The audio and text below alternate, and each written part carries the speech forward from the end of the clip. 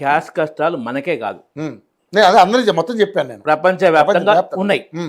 ఇంధనం రేట్లు 30-40% యూరోప్లో పెరిగినాయి.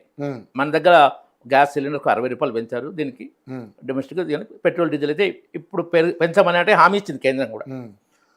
ఇవి పెరిగినా మేము ఆ కుషన్ ఆయిల్ కంపెనీస్ భరిస్తాయి అది చెప్పారు. మోడీ గారు ప్లాన్ బి, ప్లాన్ సి అన్నీ చేస్తారు. అది చేయకపోతే ఇప్పుడు 70 రోజుల పెట్రోల్ డీజిల్ కోసం నిల్వలు ఉన్నాయి. ఇంతకుముందు నిల్వకు 2-3 రెట్లు పెంచారు మన స్టోరేజ్ కెపాసిటీ. ఏది పెట్రోల్ దేనికి, డీజిల్కు. గ్యాస్కు అంత ఇదిగా చేసేటట్టు లేదు. గ్యాస్ మనది అంటే 60-70% import, 60% ప్లస్ఏ import.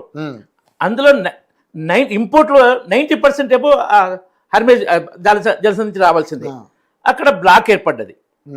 Iran America Israel యుద్ధంతో Iran చాలా ఏంటంటే ఆయన ఇరాన్ దేశాధినేత చనిపోవడం వాళ్ళు ఆగ్రహంతో ఉండి అరబ్ కంట్రీస్ మీదే వాళ్ళు దాడి చేస్తున్నారు. అవి ఇస్లామిక్ కంట్రీసే వాటి మీద. ఎందుకంటే అక్కడ అమెరికన్ బేసెస్ ఉన్నాయి, ఆర్మీ బేసెస్ ఉన్నాయి. కాబట్టి అమెరికా ఉండడం వల్ల వాళ్ళు చేస్తుండ్రు. ఇందులో రైట్ రాంగ్ అనే విషయం ఇప్పుడు టాపిక్ కాదు. మనకి ఏంటంటే మనకి గ్యాస్ ప్రాబ్లం, ఇది ఇంధనం ప్రాబ్లం. అసలు గ్యాస్ ప్రాబ్లం కూడా రావడానికి కారణం ఏంటనేది కూడా మనం ఎదుర్కోవాలి కదా. కారణం ఏంటంటే అమెరికా, ఇజ్రాయెల్ ఇరాన్తో యుద్ధానికి దిగడం. అది యుద్ధం అని ఎప్పుడు అమెరికా ఏంటంటే సెకండ్ వరల్డ్ వార్ తర్వాత ఎప్పుడు యుద్ధం డిక్లేర్ చేయలే.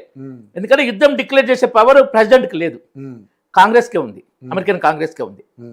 చేసిన చాలా వియత్నాంది కానీ, ఇజ్రాయెల్, ఆఫ్ఘనిస్తాన్ కానీ, ఏదైనా కానీ, కొరియాది కానీ, ఏదైనా కానీ, ఈరాక్ మీద కానీ, కల్నల్ గద్దాఫీ మీద కానీ, అది స్ట్రైక్స్, మిలిటరీ స్ట్రైక్స్ అని చెప్పారు.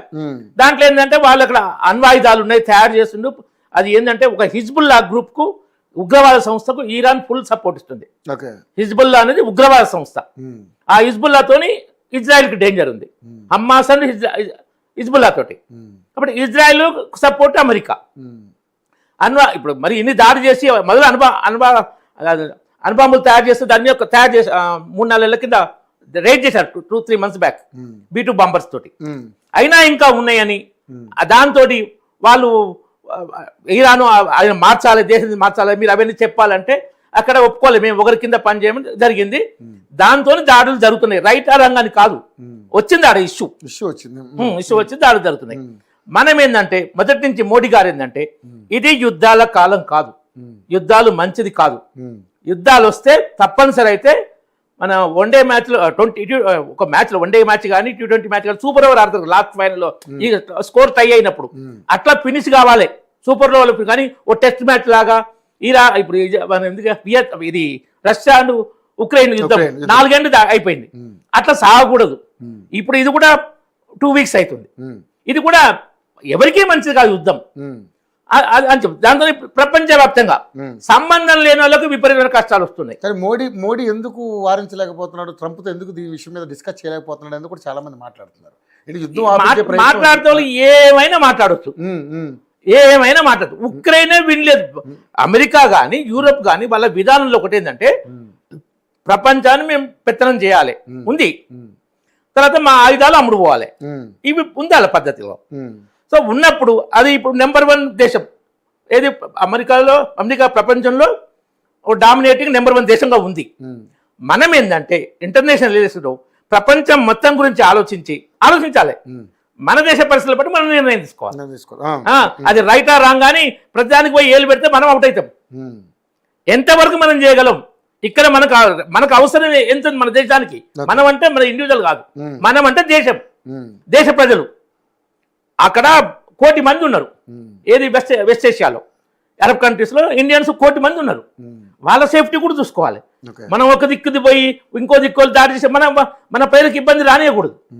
ఉక్రెయిన్ యుద్ధంలో కూడా మోడీ గారు చెప్తే యుద్ధం సమాప్తం అయింది, ఇన్వాల్వ్ కావాలి యూరోప్ అన్నారు అందరంటే వెళ్ళాడు. ఉక్రెయిన్ కూడా మోడీ గారు వెళ్ళిన ఆయన ఇన్లే, ఎందుకంటే ఆయన చేతులు లేదు, ఉక్రెయిన్ అధ్యక్షుని చేతులు లేదు, యూరోపియన్ లీడర్స్ అమెరికా చేతిలో ఉంది.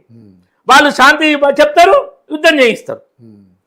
కాబట్టి ఇప్పుడు మోడీ గారు ట్రంప్కు చెప్పడానికి అదే, ట్రంప్ వింటే నమ్మకం లేదు కదా. ఆ నమ్మకం లేనప్పుడు ప్రయత్నం చేశారా లేదా అనేది కదా కావాల్సింది. అది ప్రయత్నాలు చేస్తారండి, అన్ని బయటికి చెప్పరు. ప్రయత్నాలు చేస్తారు, ఎవరికైనా చెప్పి ఇట్లా మాట్లాడుకో నాకెందుకు నాకేం సంబంధం లేదు అట్లా అనుకుంటా అనేది కూడా చాలా మంది సోషల్ మాట్లాడే వాళ్ళు ఏమైనా మాట్లాడు. ఒక్క విషయం చెప్తే చెప్పనా, ఆపరేషన్ సింధూర్ చేసేటప్పుడు పాకిస్తాన్ చేస్తే యుద్ధం చేయొద్దు ఎందుకు చేస్తున్నారు కాంగ్రెస్ విమర్శించింది. స్టార్ట్ చేసినప్పుడు చేసి 3 days ఆపేయండి, ఎందుకు ఆపిరని దాన్ని కూడా విమర్శించింది. సో మనం ఏమైనా మాట్లాడతారు, ఏమైనా మాట్లాడతారు. యుద్ధం వాళ్ళకు పహల్గాంలో 26 మందిని చంపారు, అకారణంగా చంపారు, మతమడిగి చంపారు, ప్యాంట్ ఇప్పించి చంపారు. మీ మోడీ పోయి చెప్పుకో అన్నారు. వాళ్ళకు బుద్ధి చెప్పారు. టెర్రరిస్ట్గా అంటే పాకిస్తాన్ బుద్ధి చెప్పాలి. కాబట్టి లెసన్ చెప్పడం కోసం చెప్పి లెసన్తో పాటు ఆ ఆర్మ్స్ ఫెయిల్యూర్, మా ఇండియన్ ఆర్మ్స్ అమ్యునిషన్ సూపర్ అని చూసుకొని మనం మార్కెట్ ఏర్పాటు చేసుకున్నాం. ఇప్పుడు బ్రహ్మోస్ కానీ ఆకాశ్ కానీ మన ఆయుధాలు ఇప్పుడు ఎక్స్పోర్ట్ బాగా అవుతున్నాయి. అటు పాకిస్తాన్కు బుద్ధి చెప్పినాము, మన మార్కెటింగ్ ఇంప్రూవ్ చేసుకున్నాము, యుద్ధాన్ని ఆపేసినాం. ఎందుకంటే దీర్ఘకాలం నడిస్తే దానికి 70% నష్టం అయితే మనకు 25% నష్టం అయింది. మరి అదే ఇప్పుడు వచ్చినటువంటి ఈ ప్యానిక్ సంబంధించి మరి ఏంటి, మరి మోడీ గారు ఏ నిర్ణయం తీసుకోబోతున్నారు మీరు అనుకుంటున్నారు? మోడీ గారు తీసుకునే నిర్ణయం ఏంటంటే డొమెస్టిక్ గ్యాస్ 90% కన్జంప్షన్ డొమెస్టికే మన దేశంలో. 80,000 tons per day బర్న్ అవుతుంది గ్యాస్. 80,000 tons, 33 కోట్ల కనెక్షన్స్ ఉన్నాయి. అంతకుముందు ఇంట్లో హాఫ్ కూడా లేవు మోడీ గారు ప్రధాని కాకముందు.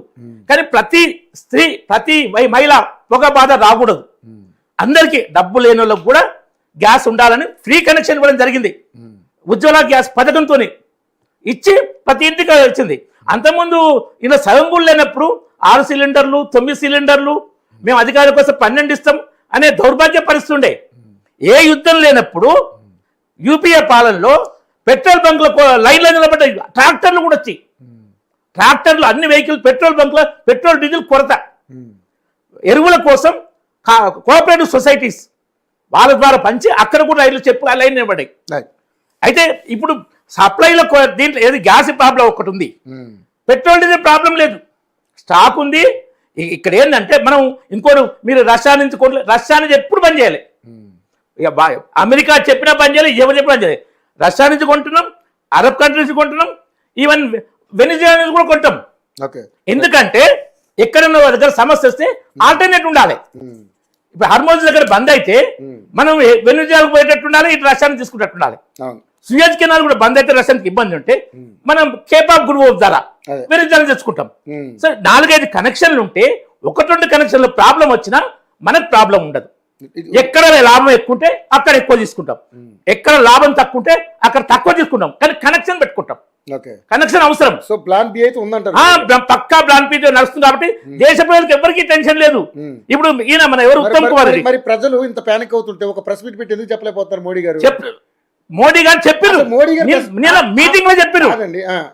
మోడీ గారు మీటింగ్ లో చెప్పారు. ఏం చెప్పారు?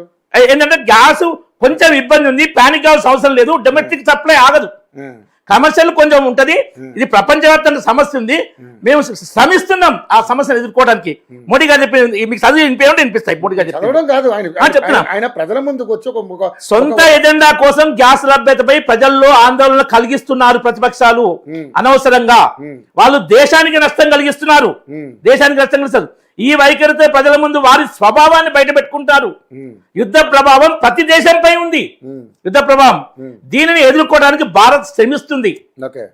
ఓ దేశానికి ఆత్మనిర్భరత అవసరం అనేది గ్యాస్ ఇష్యూ కూడా చెప్తుంది. ఇప్పుడు మేము శ్రమిస్తున్నాం రాజ్యానికి, డొమెస్టిక్ ప్రాబ్లం లేదు.